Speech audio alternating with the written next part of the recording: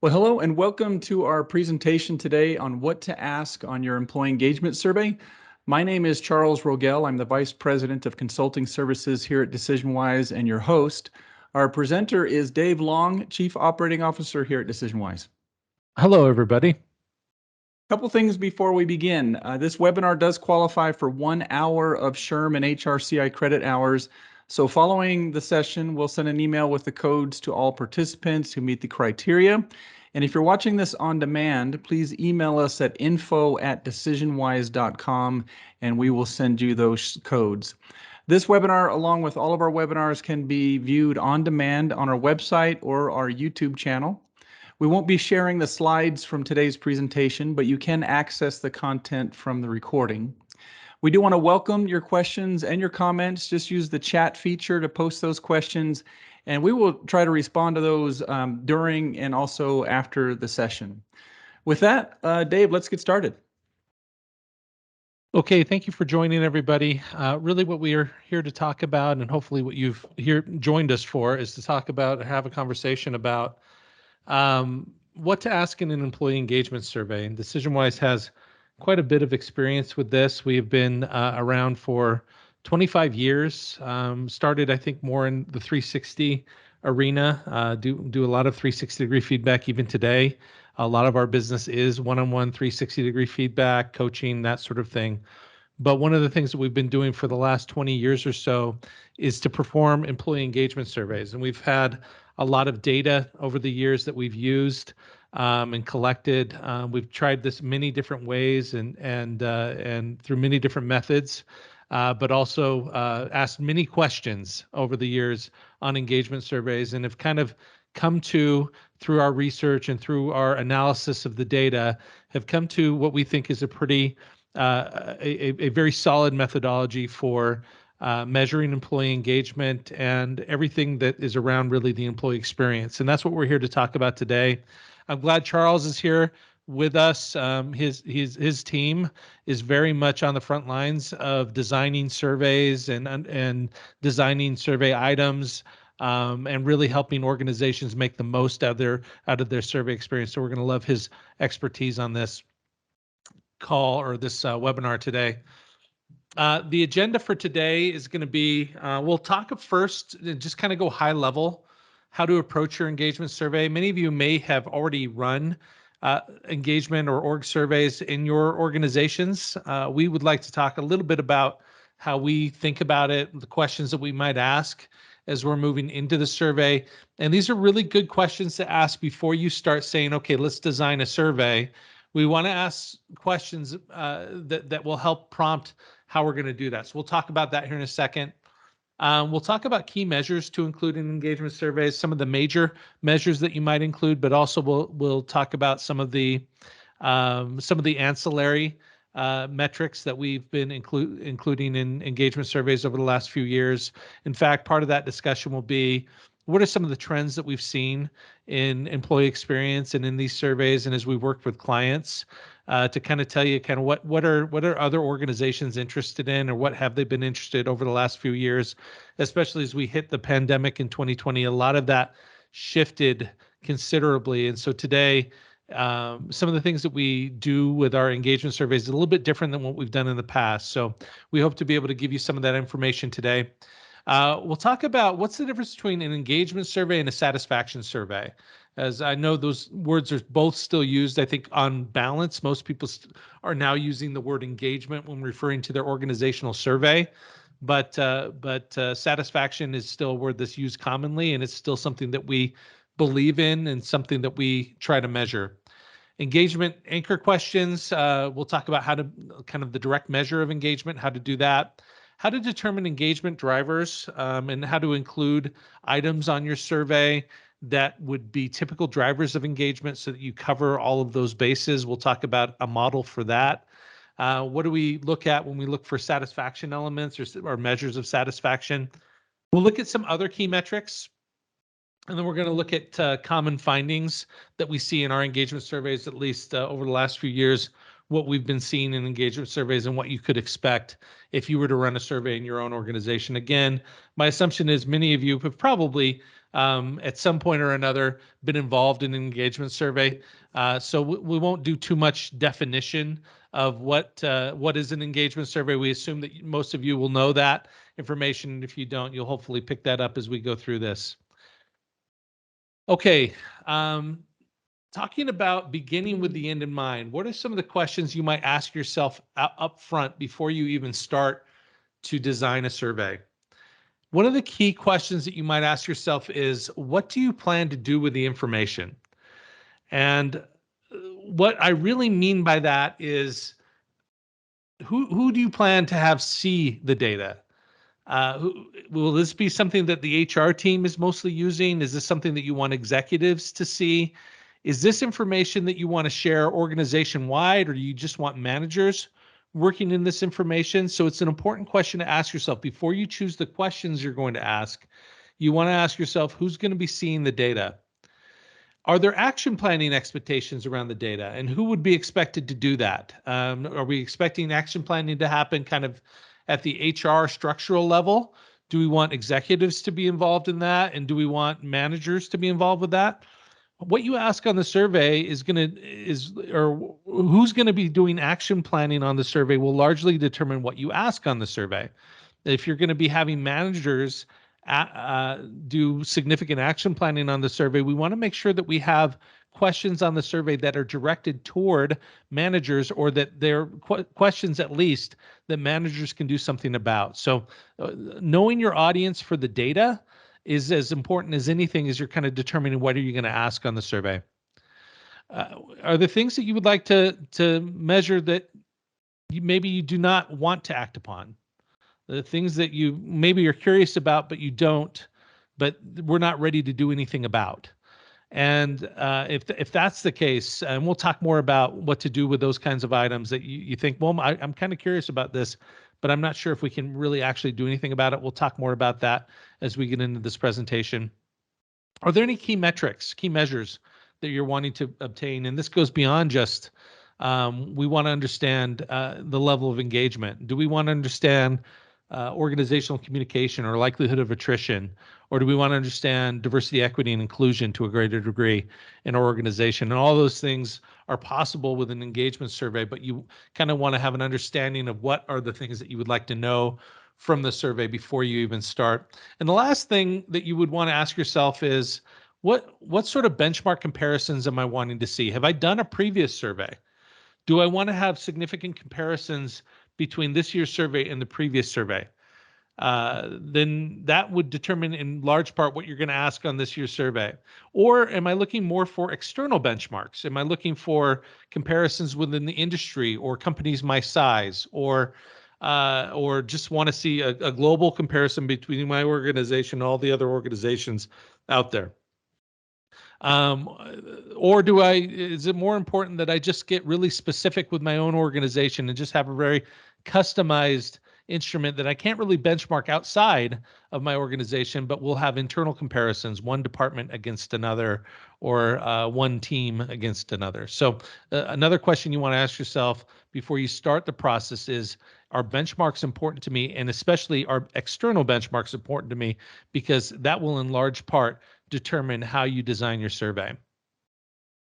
Let me qualify this too by saying what we've prepared today is geared towards this annual employee survey, where we're collecting kind of a larger amount of data to work with. And so we have kind of the ability, or at least flexibility, to ask on several different topics and to really analyze the results and determine themes.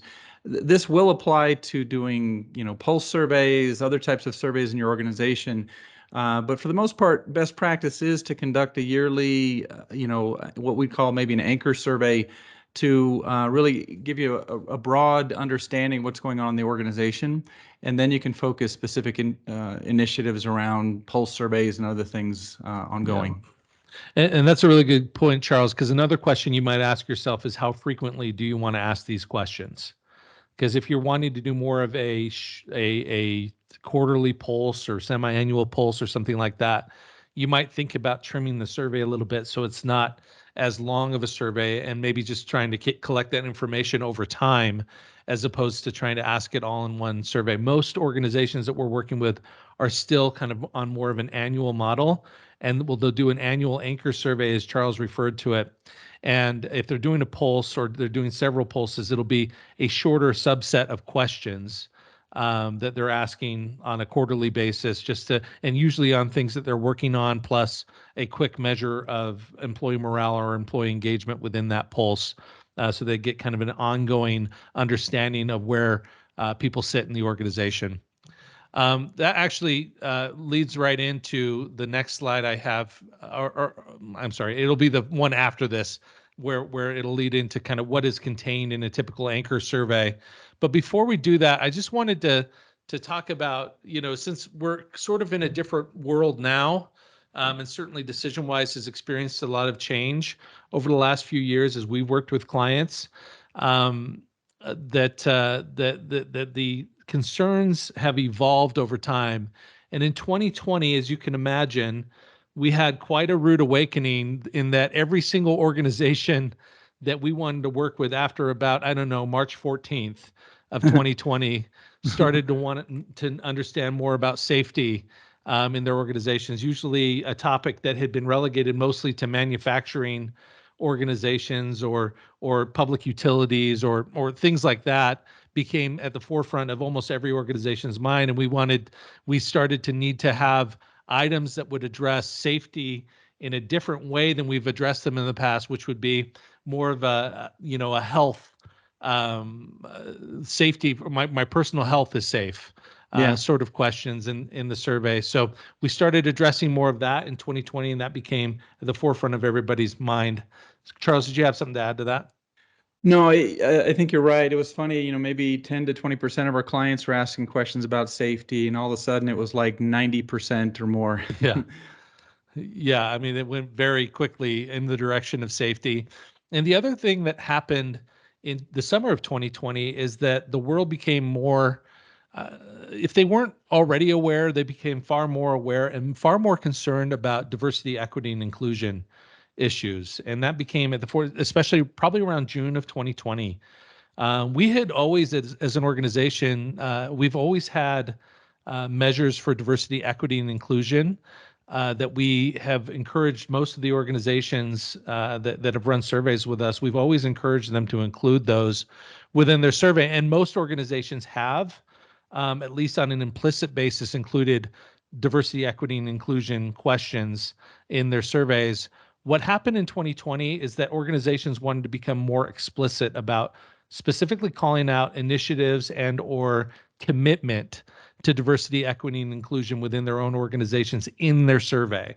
And we've gone, it's kind of a similar thing, Charles, wouldn't you say about 20% were doing it before, and we're probably at 80 or 90% now of including diversity, equity, and inclusion in surveys, at least here in the States. Yep, that's right.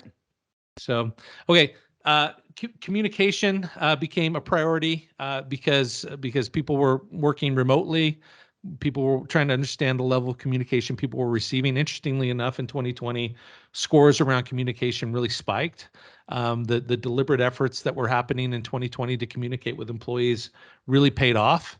And most employees felt more communicated to in the middle of the pandemic than they ever had previously. But along with that, because people were working from home, they also wanted to know, how do we make sure people are productive or feel productive or have the ability to be productive and also collaborative.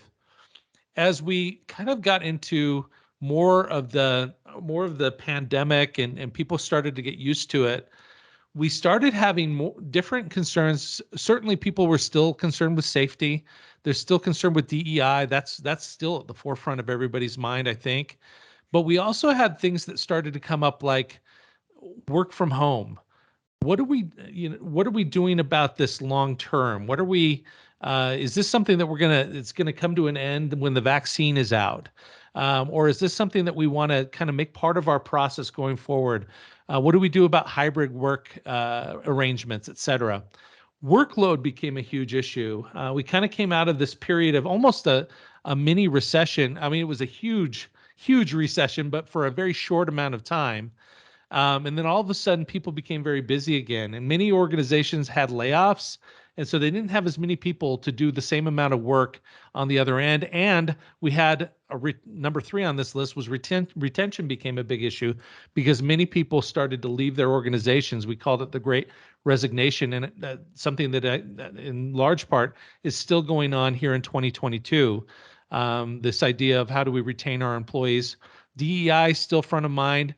And then we started to have more and more organizations interested in culture, and in many ways, culture in the way that it connects to DEI. And so in 2020, we have DEI and culture sort of in the same category.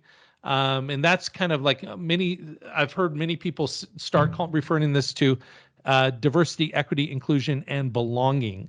And belonging is kind of the cultural element that we've added to the DEI discussion, which I think is really useful when we're looking at our engagement survey and looking at what are the things that matter to us.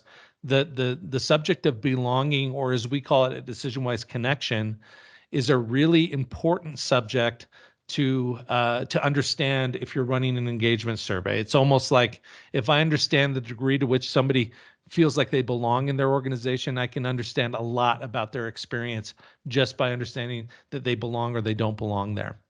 Flexibility, a big issue. Again, it's kind of the hybrid work arrangements are still something that people are wanting to ask about on their surveys. Again, trying to understand retention through the survey.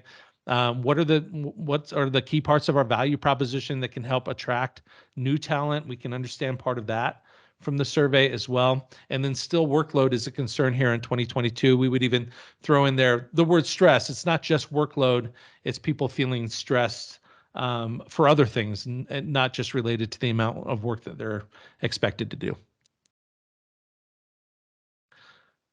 So just to kind of give you an overview, we will talk about each one of these bullet points as we go through the presentation, except for the first one. I'm just going to tell you right off the bat, 40 to 50 questions is a typical anchor survey.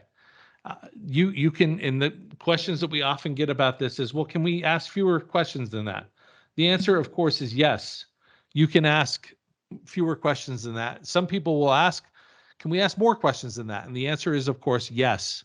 But you want to be careful with not creating survey fatigue by going to 60, 70, 80 questions. We start to get people going through that survey and wanting to sign out of it. And some of them do. They quit the survey before they even click submit. So we want to keep it between 40 and 50, we think, is the sweet spot that allows people to feel like they can finish the survey within 10 minutes. And also where we can get enough information to not only understand the level of engagement in the organization, but also all of the factors around engagement that are causing it. And we'll talk more about that because most surveys will include not only a direct measure of engagement, but also engagement drivers and then other ancillary satisfaction elements that relate to the employee experience. We also design our surveys around a 5-point agreement scale. We'll talk about that here in a second. We get a lot of people that say, well, why do we do a 5-point agreement scale? Why do we use an agreement scale rather than varying the scales throughout? We'll talk about that here in a minute. We'll talk about frames of reference or dimensions that you can include in your survey, different aspects of the employee experience that we would ask about and kind of group our questions that way. The other thing that we'll talk about toward the end of this conversation will be, what about if we want people to be able to kind of free form some open-ended comments in the survey? How do we do that? And we'll be able to address that as well as we get into this presentation. First, just to address the scale, we use a 5-point agreement scale. If you ask me kind of the main reason why we use a 5-point agreement scale, the main reason would be because every other survey provider out there uses the same 5-point agreement scale. And the second reason would be we've been using the 5-point agreement scale for 20 years, and all of our benchmarks are based upon a 5-point agreement scale. And so we really do hold to this very strongly because we want the best comparisons we can possibly get from the engagement survey. And a really good way to get that is by using a 5-point agreement scale. So I can compare now against other organizations in my industry, other organizations of similar revenue, similar size, similar geography. We are all based on the same 5-point agreement scale, and that's why we use it. We give people the option in our survey to say don't know, not applicable. That way, if we have newer employees that are taking the survey and they don't feel like they have enough information to answer a question, they can say don't know, not applicable. And that really keeps that neutral area clean. And what we're looking for with the neutrals are people that have had a combination of positive and negative experiences, which is why we really like to have a neutral option in our survey, and we don't go with a 4 or a 6-point agreement scale. We love to have the neutral because we want to see the neutral we've found are the people that are most likely to be impressed one way or the other, either to fall into the more unfavorable category or to in the future be more favorable. And so we think that neutral is a really important thing to see and understand from a survey. So that's part of the reason why we include an odd numbered scale as opposed to an even numbered scale where there is no neutral response. You would keep a consistent scale throughout. A consistent scale also allows people to get through a lot of questions without having to read and understand the scale every time. That's a really important point as well. If you're going to ask 40 or 50 questions on a survey, if you change the scale on each question, then people have to now stop after each question and not just react to it. Now they have to understand the scale and then choose something within the scale. That's why you don't do kind of that multiple choice idea of everything has a different sort of set of responses. Everything has the same responses. And now I'm reading statements on a survey and I'm reacting to them as quickly as I can, or as quickly as I want to, I should say. And what ends up happening is people are able to get through a survey like that in 10 minutes and sometimes less than that. And if you had only 20 questions, it would be 7 or 8 minutes that they would be able to get through it. Varying the scale also hurts your ability to analyze the data. I want to be able to compare the responses to one question, about tools and resources, and to another question about training. And I can't do that if those questions are asked on different scales. I want to be able to understand very clearly when I look at the data, these are the areas where I scored high versus these are the areas where I scored low. It would be impossible to do that if we vary the scale throughout the survey.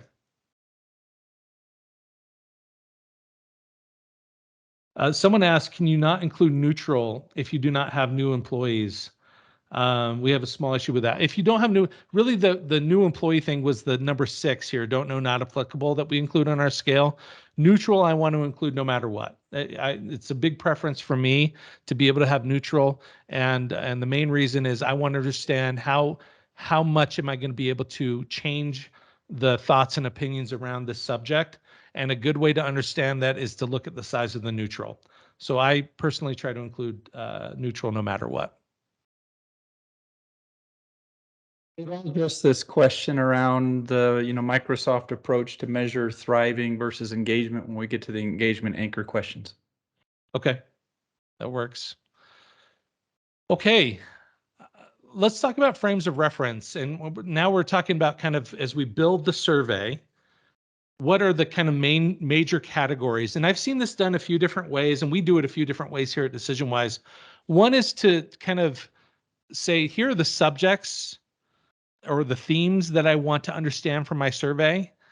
I want to understand about communication. I want to understand about training. I want to understand about career development. You can do that, and then I can say, okay, I can fill in questions beneath that. Another way to do it, and the way that we really like to do it, is by using dimensions or frames of reference. So my job, the questions related directly to my job or the work that I do every day. Questions related to the people that I work with most frequently or my team. Questions related to my direct manager or supervisor. And then questions related to the organization.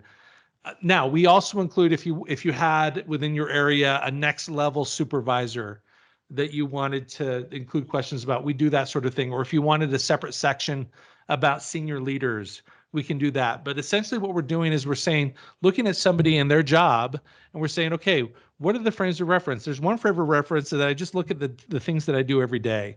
That's my job. And then the people that I see very often, my team. And then the person that I have to interact with as a superior, that's my supervisor. And then how do I feel about the organization? And interestingly enough, It's how I feel about my job and how I feel about the organization overall that mostly impacts my ability to engage. I can like my supervisor and like my team and not be engaged.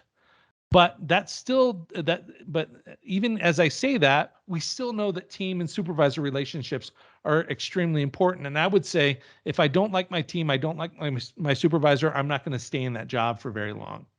But if I can like them very much and still hate my organization and might still be engaged, is sort of the point that I'm making there. So it's important to gather information from all of these frames of reference. And we like these as our major categories, not only because we think that they're important categories to understand, but also because when we do factor analysis on our survey items, this is how the survey items group. It's by job factors, it's by team factors, supervisor factors, and organization factors. So we really like to organize it this way in the survey, mostly because our research has indicated that that's the way that we should organize it. Examples and I'm going to try to sprinkle in examples of survey items that we might use as we go through this, but job would be things like I enjoy the day-to-day tasks I perform. A team question or survey item might be something like the people on my team treat me with respect. Supervisor, I trust my supervisor. Organization, I understand the vision and goals of this organization. So those are just kind of a taste of what you might include in those sections. The other thing that you want to include is a direct measure of engagement versus, and especially as that relates to satisfaction as well. In order for us to have this conversation, I just wanted to really quickly talk about the difference between, if we're going to say this is an engagement survey and not a satisfaction survey, what do we mean by that? Well, satisfaction elements in a satisfaction survey would really focus on the contractual or transactional side of the employer-employee relationship. So I take a job and I expect, by virtue of the fact that I'm taking a job, that certain things are going to be in place for me. An example of that is if I take a job, I expect that I'm going to be provided with a reasonably safe work environment. I expect that I'm going to receive tools to do my job, that I'm going to have basic training in order to do the function of my job. And all of these things are things that I would expect to be part of my job. And by the way, satisfaction, I expect that I'm going to be paid at a certain level that's commensurate with other people in the industry doing similar things that I do. So satisfaction items, kind of what sets them apart is I could be very happy with all of these satisfaction items and still not feel super motivated to do my job. If I show up every day and I need a computer to do my job, and I show up every day and I have a computer, I don't think to myself, wow, what a great thing that I have this computer to do my job. Isn't this wonderful, and how motivated do I feel? In fact, if I don't, but if I show up to that same job and I need a computer to do my job and I don't have a computer one day, it's broken or it's gone, someone stole it from my office, whatever. I don't know what happens with your computers. I usually have a computer. But if I didn't have one, I would be very frustrated that I couldn't do my work, and therefore it would lead to dissatisfaction. But even because it can lead to a great deal of dissatisfaction, it doesn't necessarily mean that the reverse is true, that I would all of a sudden be engaged just because I have it. So what we're looking for is going from a transactional survey, which is all those transactional issues are still foundational. It's very hard to be dissatisfied and engaged at the same time, at least over a long period of time. So we want to keep satisfaction as sort of a foundation and move into more of a transformational space where we have people that are engaged, and we have the words heart, spirits, hands, and minds written underneath engagement, really because we want people, their full commitment to the work that they're doing, to the organization, to the team that they're working with. We're looking for that higher level of commitment, discretionary effort, whatever you want to call it. That's what we're looking for. We're looking to connect with people on a deeper level in order for them to bring more of themselves to their work on a daily basis. In order to do that, really what we look for are things beyond tools, resources, safety, etc., where we're looking for things that might connect with them deeper.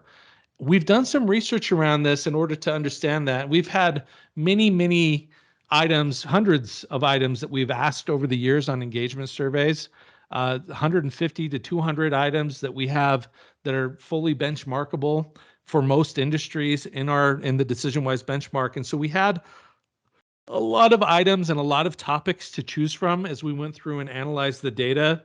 And really what we were able to come down to is, generally speaking, and we're talking about across many organizations, we found that there were factors that lead people to be engaged. And what luck, those factors spell out magic. And those of you who have followed DecisionWise for a long time would understand that DecisionWise is very interested in making engagement accessible and understandable to everybody in the organization, not just to the HR team.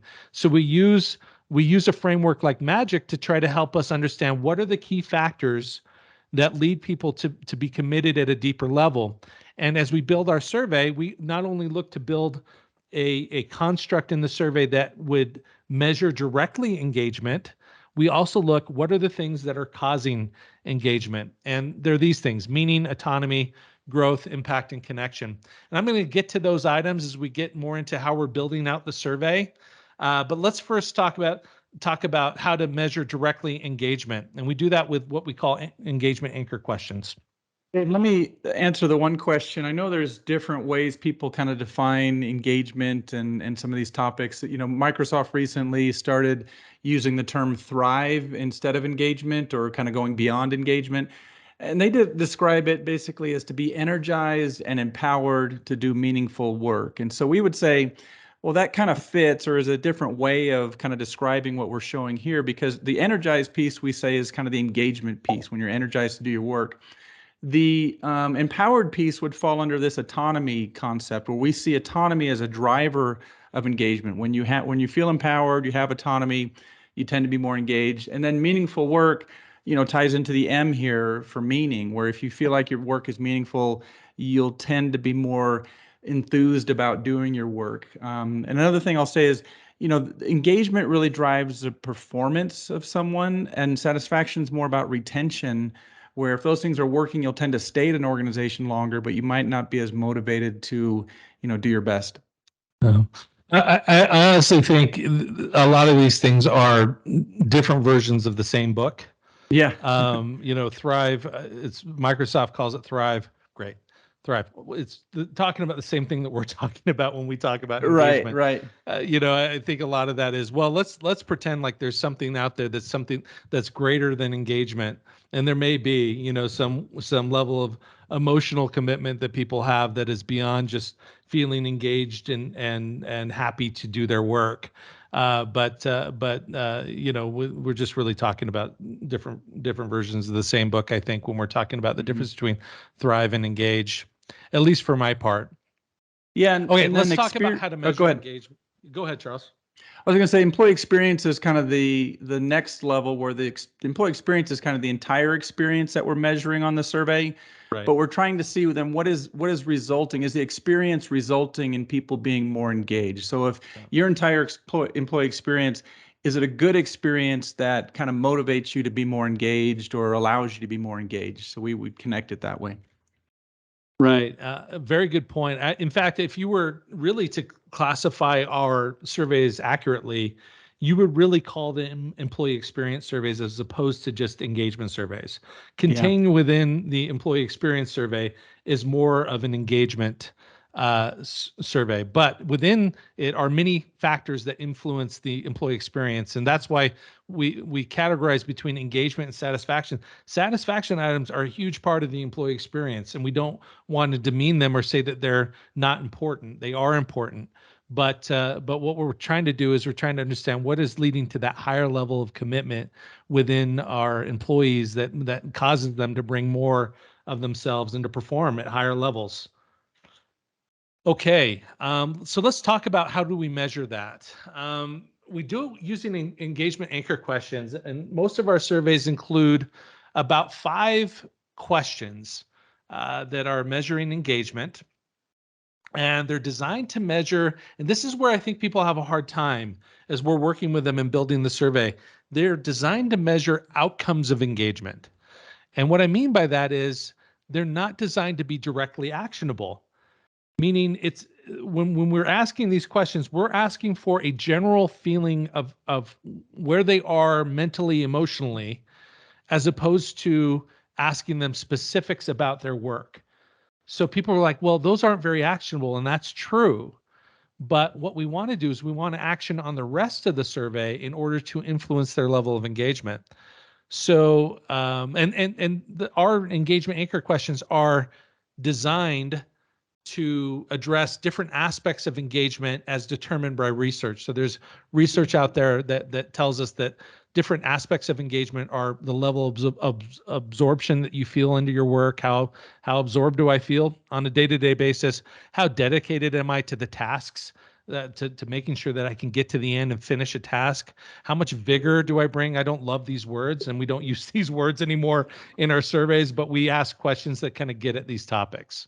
Yeah, we try to translate that into human speak on the survey. Exactly.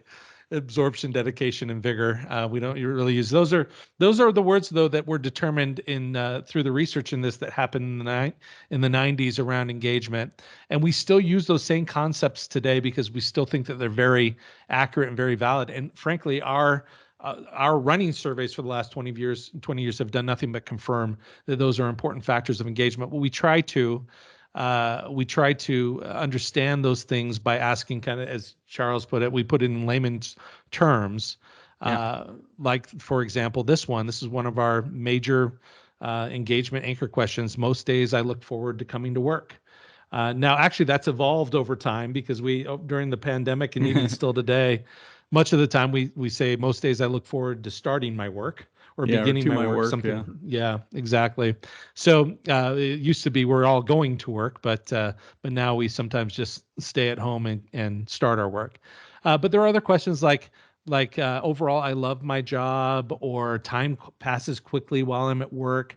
Things that help us understand the level of engagement. And again, I'm not going to be able to act on most days I look forward to going to work. I can't just go out and tell everybody, hey, you should look forward to going to work more. Please do that now, please. It's not going to be very effective. And so what I have to do is I have to create an environment where people would now feel that I look forward to coming to work every day. And so we're acting on the rest of the survey, and that's why we're big on understanding what's actually causing engagement, because we can address those factors directly. The cool thing about using an engagement index is now we're able to classify your organization. This is sort of the outcome of using an engagement anchor questions. We can index employees in an organization on into 4 different profiles. We've got your fully engaged employees, and they're everything that you think that they are. They're very motivated. They're very excited to be working there. They often come in with fresh ideas and innovation. They're often they're putting in more effort than they really have to get their work done. They're often working on proactive projects and things like that. We love having people that are fully engaged. In most organizations, that's only about 30% of your population. Key contributors are, as we kind of go down this index of employees, key contributors would be people that are kind of very satisfied, maybe sometimes engaged, but not really that fully engaged profile that we talked about just a second ago. We would put them more in a category of being kind of your strong and steady population. About half of most organizations are comprised of key contributors. That's not a bad thing to have key contributors. It's definitely a good thing. On balance, of course, we're looking for more and more people in that dark green fully engaged group, but it's really good to have a foundation of strong key contributors in your organization. The reality is, if you have everybody that's fully engaged in your organization, that can become exhausting to manage. Just everybody's excited to do their work. I know that sounds awful for me to say, but you do want some people that are strong and steady, in addition to having people that are fully engaged. And a good mix between those two is really what we look for. And on balance, of course, we want more people in the fully engaged category. Opportunity group is a very neutral group. And this is one of the reasons in the question that was asked earlier, do we really want to include neutral? Yes, we do. And one of the reasons why we want to include neutral is to understand how many people are in an engagement group that we call opportunity group. This is a group that will move. So as we analyze our data, we see we have people in the opportunity group. This is a group that's either going to move up in their engagement, down in their engagement, or they're going to leave the organization between now and the next time that we survey. And largely what we do with the data from our engagement survey and how we handle ourselves over the next year and the kind of experience that we create for employees will determine if this group is moving up, moving down, or moving out. So it's important to understand what is our opportunity group, that neutral group, and also what are the things that are kind of keeping them on the fence. Are there items in our survey that are leading this group to be more on the fence? And that's, again, what we're looking for when we're looking for drivers of engagement. Fully disengaged, this is about 5% of most organizations. That's the average that we have in our database. It's exactly what you think they are, which is they're bored, frustrated. We sometimes call this the quit and stay population in the organization. And you're unlikely to be able to change their opinion. They're not going to wake up one day, no matter what you do. They're not going to wake up one day and say, maybe I had it wrong. I really do love this organization. It's just unlikely that they're ever going to get to that point. So once we understand the engagement index and once we understand where everybody in your organization sits, and again, we're talking about confidential surveys. So even though we're classifying employees as engaged or disengaged or opportunity or key contributor, we're not identifying who is what. We're just putting them into groups in order to understand further drivers of engagement. We're trying to understand what is leading people to be fully engaged, what's leading people to be on the fence, what's leading people to be fully disengaged, and we can do that most effectively with engagement drivers. So because we've known this for a long time, in the last decade, we've really tried to simplify this into a framework that helps us understand what do we need to include in our survey in order to understand what would be causing people to be engaged. And so when we're doing survey design, we lean on this model a little bit to say, all right, we need to understand the level of meaning, autonomy, growth, impact, and connection that people have in their jobs. So what do I mean by that? Let's give you some examples. When we talk about meaning, what we're saying is your work has purpose beyond the day-to-day tasks you perform. And the way that we would test for that in the survey would be to say, this is one of the questions, my job provides me with a sense of meaning and purpose. Very simple. It's a question we've been asking for years and years and years, and often shows up as one of the key drivers of engagement for most organizations. Second, autonomy. What do we mean by that? This is the power to shape your work environment in ways that allow you to perform at your best. A sample question would be, I have the freedom to decide how best to do my job. Again, what we're looking for here is, do people feel trusted to do their work? Do they feel the trust of their manager by the organization? Do they feel like they're being micromanaged? All those things are important so that we understand, do people feel like they have enough autonomy to feel engaged? As they feel more trust and more trust is placed in them, they're going to react to that positively and become more engaged. Next one is, do they feel like they're making professional progress? Being challenged and stretched in ways that result in personal and professional progress is the definition that we have for growth. Do they feel like they're progressing? And this doesn't just mean that they feel like they have promotion opportunities, although that can be a part of this. I'm not going to downplay that. People definitely engage when they're building toward a promotion and right after they have a promotion. But what do we do in the other times to make sure that people feel like they're getting enough challenge, enough stretching in their work in order to feel like they're making progress? Are we helping them add to their skill set? Are we helping them add to their resume? Really, I mean, in broader terms, that's what we're looking for. But we're really looking for people to feel like they're stretched, and we look for that by looking for growth. And we simply would ask people on an engagement survey, my work gives me opportunities to learn and grow. Impact. Do people feel like in the day-to-day work they're performing that they're seeing positive outcomes? That they see that the work that they're doing is effective, that there's positive results from their work? And that's really how we define impact. And we might ask an impact question, which is, most days I feel like I'm making progress on important work projects or initiatives. And then connection, a very critical part, and often what is the biggest driver of engagement in organizations is connection. And it's simply stated the sense of belonging to something beyond yourself. If you feel like you belong in your organization, you're much more likely to be engaged. And a sample question for that is very simply, I feel like I belong here. Shows up very often as one of our key drivers of engagement. When I say, and I've said that a number of times, what do I mean by it shows up often as a key driver of engagement? Well, we've done research on all of our database that helped us come up with this magic acronym, these things that we know are very common drivers of engagement. But it turns out each organization individually has a life of its own. Has its own its own personality, its own culture. And so when we go from one organization to the next, before we survey, it's hard to predict what is actually driving engagement in this organization. It's usually some mix of these 5 items, but it may not be. It may be from outside of these 5 items, and there may be one of these items that is more of a driver of engagement than the others. So we do driver analysis with most of the data that we perform. And really what we're doing is we're taking the anchor questions as the dependent variable and setting everything else as an independent variable and trying to understand, okay, all these things that we're asking about the employee experience, what are the things that are driving engagement in that organization? And it looks something, I'll show you on the next slide what it looks like. So while magic elements provide a good framework, it's not always going to show up as the drivers of engagement in your organization. It's important to include the magic elements because it's a pretty good guess as to what is driving engagement in your organization, but it's not always going to be that way.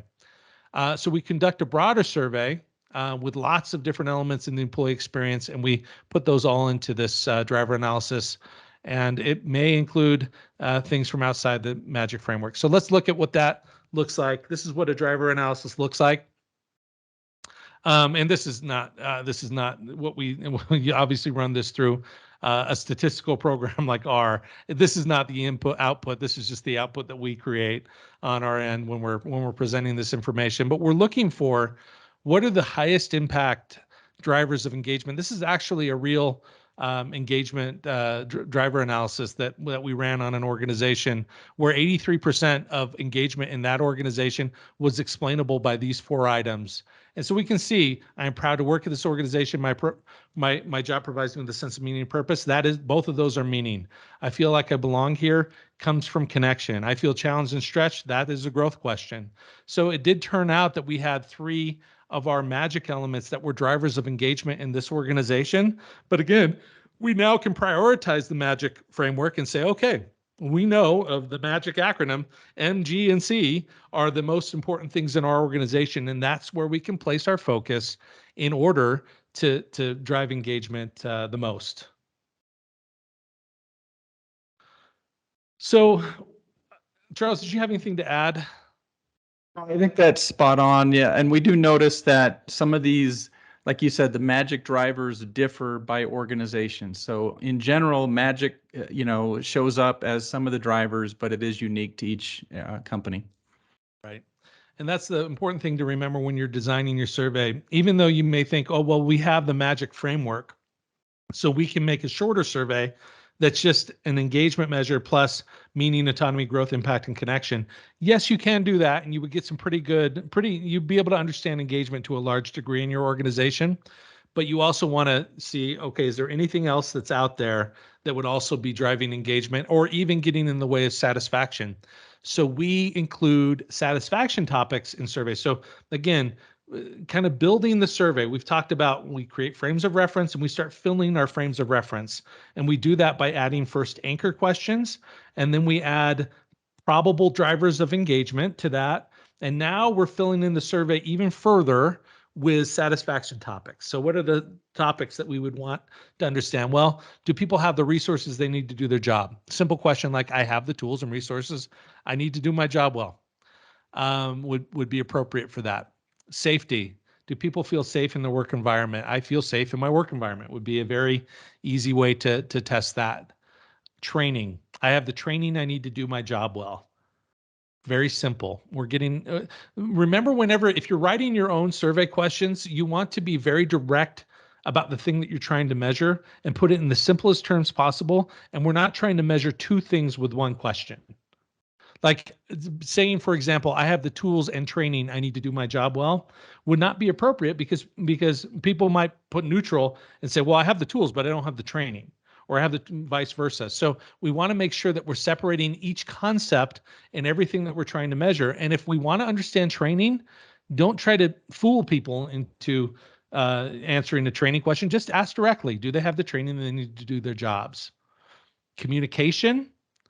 This organization communicates well about what is going on would be a question that we would ask very commonly about communication.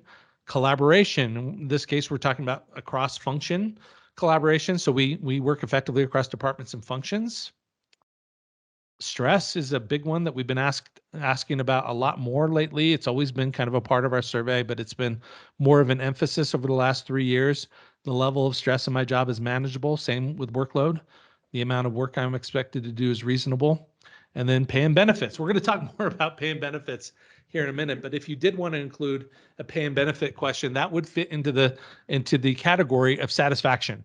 It is not, pay can motivate people as we're building up to a raise, and they'll feel a certain level of motivation after the raise, but in the 12 months in between that, or the 10 months in between that, we need something else to kind of get them more engaged. They reach a point of stasis with their pay very quickly after they receive a pay increase. I mean, you'll get some boost in motivation directly following that, but then you're going to need something else to keep them engaged the rest of the year. So now we've filled in the survey with engagement anchor questions, with drivers, with satisfaction elements.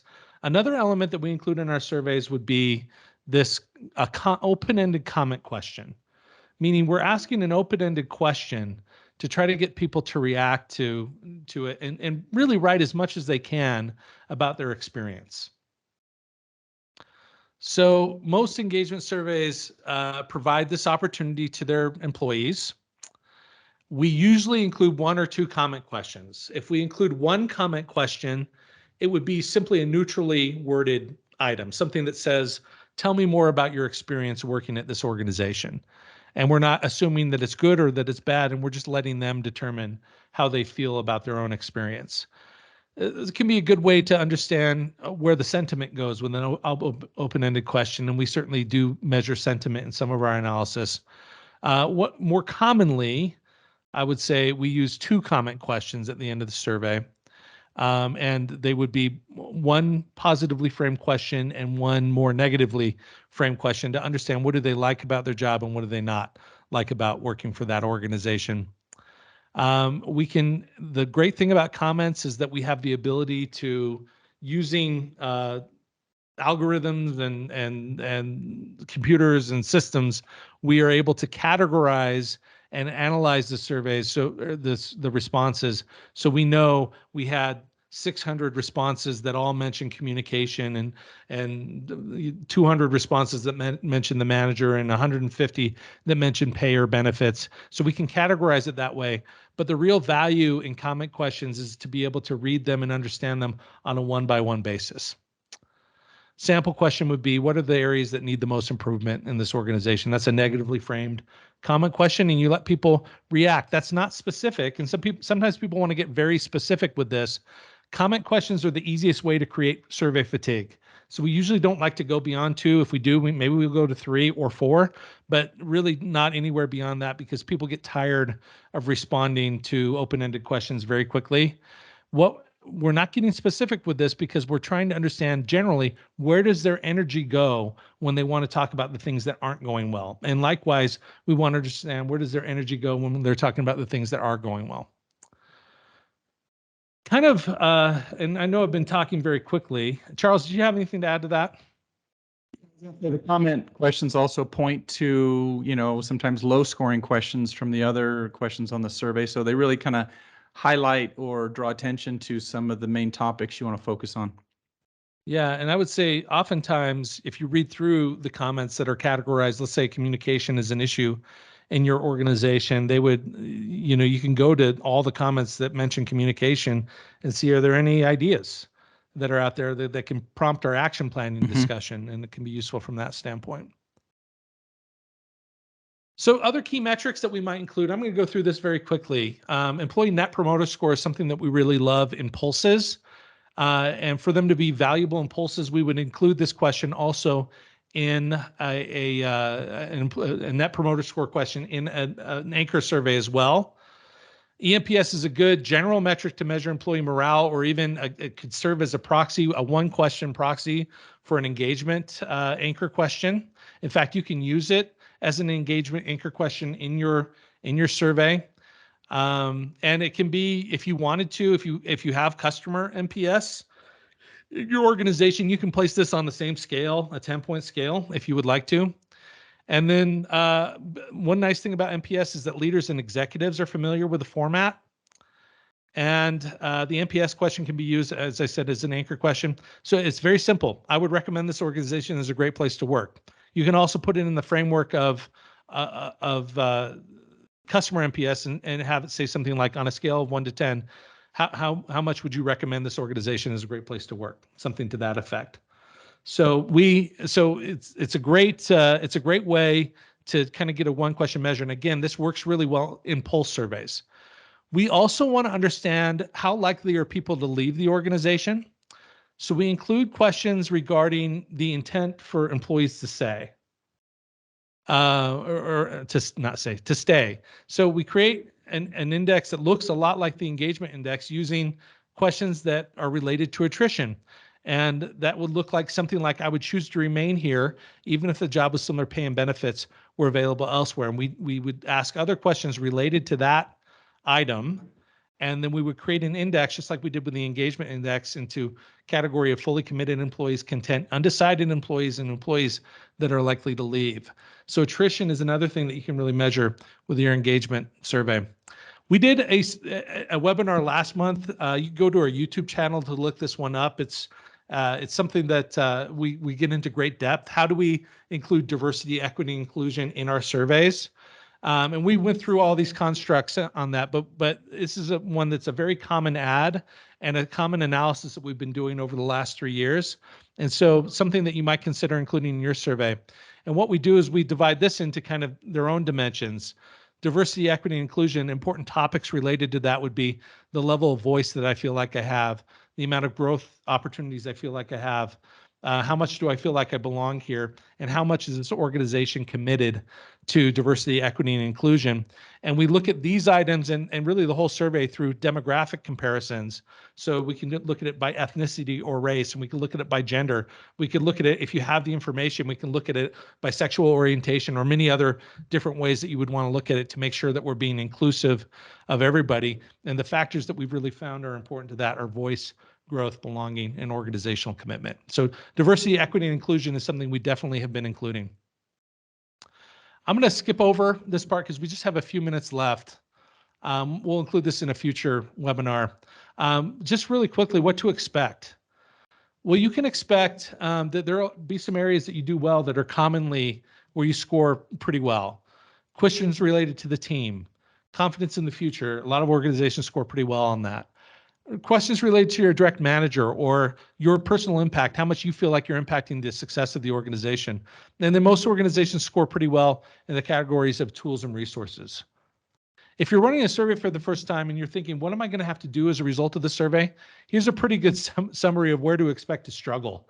Where we would say, even without doing a survey, I would say you're going to have a hard time with cross-team collaboration, organizational communication, employee growth. You might also have issues with workload and stress right now because it's more of a topical thing. It's more been over the last 3 years where we've seen that in the lowest scoring items. There are probably going to be some issues around senior leadership, especially in larger organizations where people are pretty far removed from senior leadership.